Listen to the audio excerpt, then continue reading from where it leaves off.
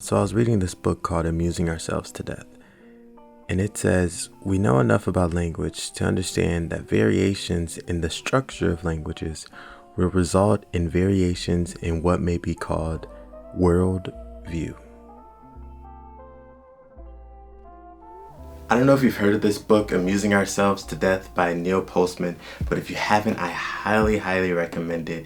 It is life-changing, okay? It talks about public discourse in the age of show business and just how the media kind of shapes the message, like what we're trying to communicate, how TV and everything kind of shapes that in a different way.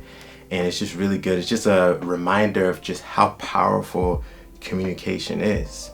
Which is really interesting because I've been studying Spanish again for like the 15th time. And now I'm learning it because I'm actually genuinely interested. You know, it's not like back in school where I was kind of forced to because they said so.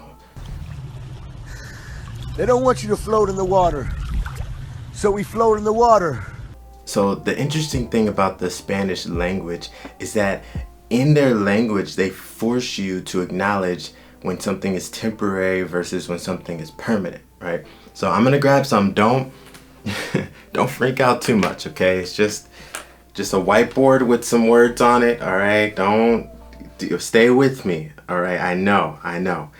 So, oh boy, all right, I'm getting a little overwhelmed myself.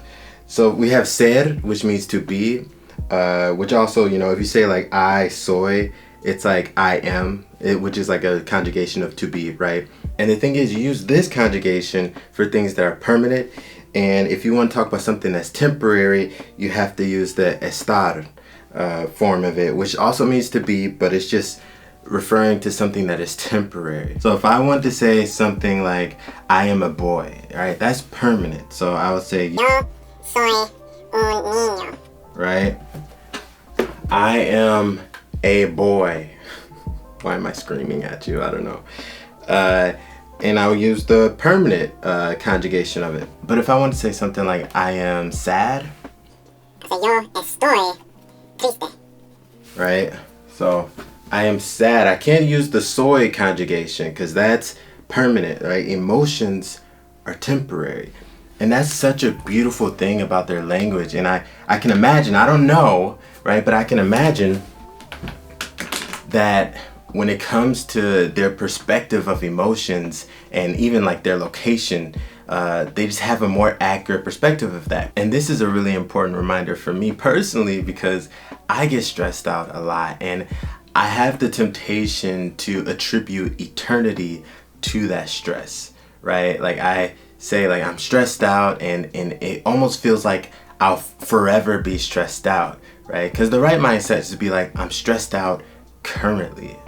And this is an emotion I'm having, and even the root word of emotion is motion, right? It's moving. Your feelings are constantly moving and changing. They're not gonna be permanent. So that's something I have to tell myself, like, it's okay, like you're stressed out, just breathe and you'll get through this. There's a beautiful quote by Rainier Maria Reich that says, let everything happen to you.